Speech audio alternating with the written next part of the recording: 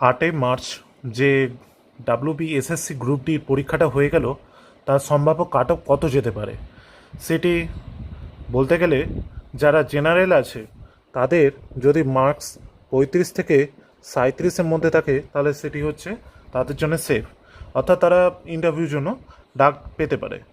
OBC A R B দুটোকে মিলিয়ে আমি বলছি যে তাদের কাট অফ 34 থেকে 36 এর মধ্যে ক্যারি করবে। আর যেটা এসসি রয়েছে তাদের সম্ভাব্য 32 থেকে 34-এর মধ্যে যদি থাকে তাহলে কিন্তু সেফ জোনে আছে তারা, অবশ্যই তারা ডাক পেতে চলেছে। এবং এসটি যদি বলা যায় তাহলে তারা যদি 29 থেকে 31 বা সামথিং 32 মধ্যে থাকে তাহলে অবশ্যই তারা কিন্তু ইন্টারভিউতে ডাক পাবে। আর যেটা লাস্টে রয়েছে অর্থাৎ ইডাব্লিউএস যেটা নতুন অ্যাড করা হয়েছে সেটি অর্থাৎ তার জন্য কাট অফ 26 থেকে 28-এর মধ্যে ক্যারি করতে পারে।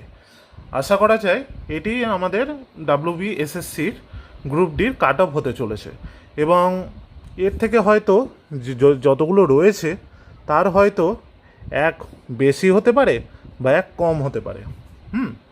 তাহলে অবশ্যই তোমরা যদি এই নম্বরগুলো ক্যারি করে থাকো তাহলে তোমরা কিন্তু WBSSC গ্রুপ ডির ইন্টারভিউর জন্য প্রস্তুতি নেওয়া শুরু করে দাও, ঠিক আছে? হাতে কিন্তু সময় বেশি নেই।